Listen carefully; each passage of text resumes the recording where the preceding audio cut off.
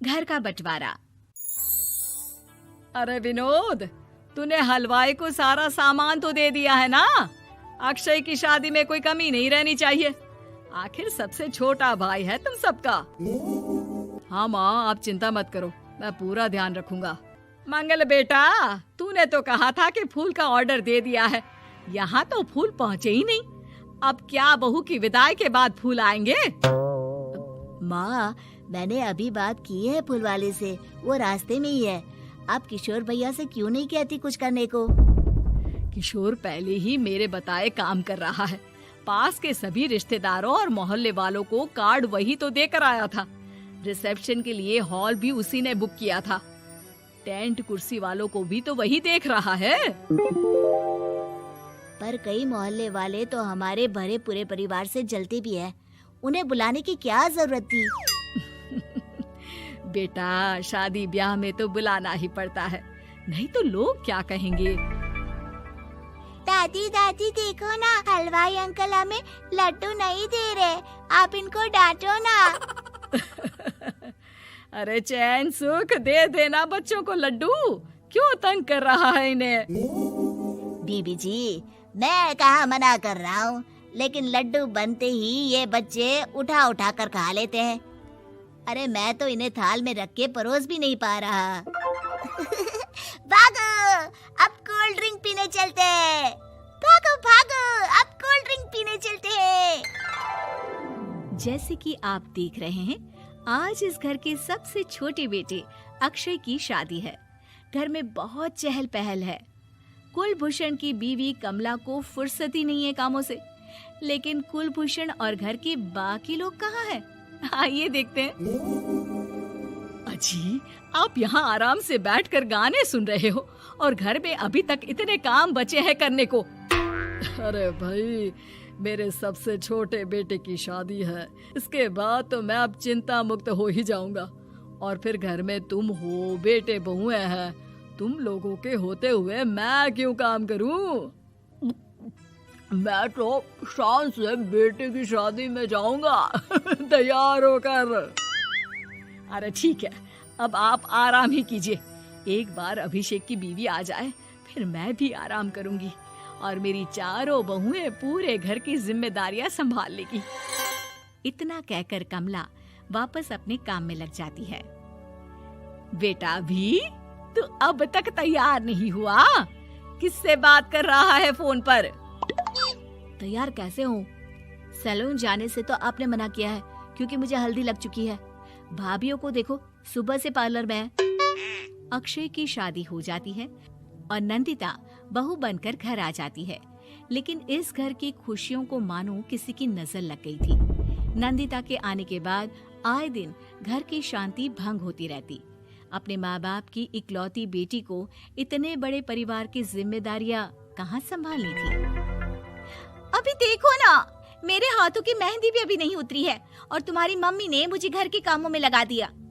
मैंने सोचा था कि घर की सबसे छोटी बहू होने के कारण मुझे सब पलकों पर बिठा के रखेंगे, पर यहाँ तो पलक झपकने की भी फुर्सत नहीं मिलती। देखो नंदू, शादी के पहले ही मेरे घर वालों ने तुम्हें और तुम्हारे पेरेंट्स को बता दिया था कि मैं जॉइंट फैमिली में रहता हूँ, तो फिर अब ये शिकायत क्यों? और फिर तुमसे पहले मेरी भाभी भी तो आई थी शादी करके, उन्होंने तो कभी कुछ नहीं कहा। नंदिता तब तो चुप हो जाती है, लेकिन ऐसा बहुत दिनों तक नहीं चलता। अरे नंदिता, माँ बाबूजी की दवाई का टाइम हो गया है, उन्हें दवाई दे आओ और उसके बाद सबके लिए नाश्ता बना देना। पर भाभी, मैं तो अभी अपना फेवरेट सीरियल देख रही हूँ, प्लीज मेरी जगह आप कर लो ना ये काम। ठीक है, मैं तेरी जगह माँ बाबूजी को दवाई दे आती हूँ और नाश्ता बना लेती हूँ। तू मेरी जगह पूरे घर की डस्टिंग करके 5 बच्चों को स्कूल के लिए तैयार करके भेज देना और दोपहर का खाना बनाने के बाद कपड़े धोकर सुखा देना। उसके बाद हम दोनों मिलकर बाजार जाकर सब्जी ले आएंगे, फिर डिनर की तैयारी कर लेंगे और उसके बाद बस भाभी, मैं माँ बाबूजी को दवाई देकर सबके लिए नाश्ता बना देती हूँ। हे भगवान, ये कहाँ लाकर फंसा दिया मुझे। मेरे घर में तो गिनती की 8 रोटियां और 2 सब्जी बनती थी और नाश्ता निपट जाता था, यहाँ तो रोटियों का ढेर और सब्जियाँ बड़े बड़े पतीलों में बनानी पड़ती है।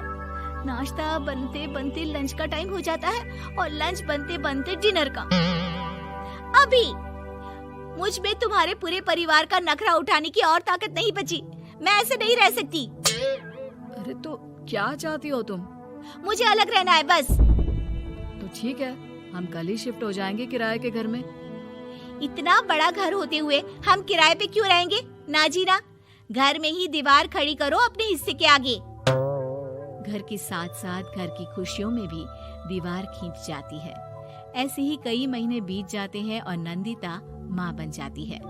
बच्चे के आने से अभिषेक के कंधों पर खर्चों का बोझ आ पड़ता है। अभिषेक का बोझ कम करने के लिए नंदिता भी पार्ट टाइम जॉब कर लेती है, लेकिन इससे उसके सर पर नौकरी, घर और बच्चे की जिम्मेदारी बढ़ जाती है। नंदिता, ये क्या है? तुमने घर भी ठीक से साफ नहीं किया, ना ही मेरे कपड़े धुले हैं। चिंटू के बाल भी कटवाने जाना था, देखो उसके बाल कितने बढ़ गए हैं। अरे करती क्या हो पूरा दिन तुम? मैं करती क्या हूँ? तुम्हारा नाश्ता और लंच बनाने के बाद चिंटू को डे केयर सेंटर पर छोड़ कर आती हूँ, फिर खुद ऑफिस जाती हूँ। पूरा दिन काम करके आने के बाद बिना आराम किए बाजार से सब्जियाँ लेकर आती हूँ, घर आकर खाना बनाती हूँ, चिंटू को देखती हूँ और क्या करूँ मैं? तो किसने कहा था अपने सर पर इतने काम लेने को? मत जाओ ऑफिस। ऑफिस जाए बिना घर के खर्चे कहाँ से पूरे होंगे? चिंटू की डे केयर का खर्च, उसके लिए बेबी फूड का खर्च, प्रेस वाले का खर्च, ये सब तुम्हारी सैलरी से होता नहीं है। अगर परिवार से अलग नहीं होती तो इतनी मुसीबतें नहीं उठानी पड़ती तुम्हें परिवार के साथ मिलकर काम करने में दिक्कत थी, लेकिन काम तो अब भी बहुत है तुम्हारे सर पर। चिंटू को भी डे केयर भेजने की जरूरत नहीं पड़ती। उसको गोद में खिलाने के लिए दादा दादी और घर के सभी बड़े होते। उसके साथ खेलने के लिए उसके भाई बहन भी होते। मेरे तीनों बड़े भाइयों के बच्चे भी बड़े हुए हैं, लेकिन बिना महंगा बेबी फूड खाए, क्योंकि मेरी माँ और भाभियाँ बहुत अच्छे से जानती है कि बच्चे को क्या खिलाना चाहिए। बिजली के बिल जैसे खर्चे भी सब मिलकर बांट लेते थे, लेकिन तुम्हें तो सबसे अलग रहने में ही मजा आता है, तो अब शिकायत क्यों करती हो? बस करो अभिषेक, बस करो। मैं मानती हूँ कि मैं गलत थी। मेरे एक गलत फैसले ने हमें बिल्कुल अकेला कर दिया है सबसे। एक घर में होते हुए भी हम बाकी परिवार से अजनबियों की तरह रह रहे हैं। अभिषेक और नंदिता की सारी बातें घर के बाकी लोगों को सुनाई दे रही थी। तभी कमला बोल पड़ती है। अरे नंदिता बहू, किसने कहा कि तुम अकेले हो? तुम्हारा इतना भरा पूरा परिवार है ना तुम्हारे साथ। हम तो बस ये चाहते थे कि तुम अपनी गलती समझ जाओ। अगर हम तुम्हें समझाते तो शायद तुम ना समझती, लेकिन अपनी गलती का एहसास तुम्हें खुद हो गया है, तो अब तुम समझ चुकी हो परिवार में एक साथ रहने का मोल क्या होता है। मम्मी जी, मुझे माफ कर दीजिए, अब ऐसा दोबारा कभी नहीं होगा। अरे माफी बाद में, पहले मेरा पोता जरा मेरी गोद में तो दे, और तू जाकर सबके लिए चाय बना ला।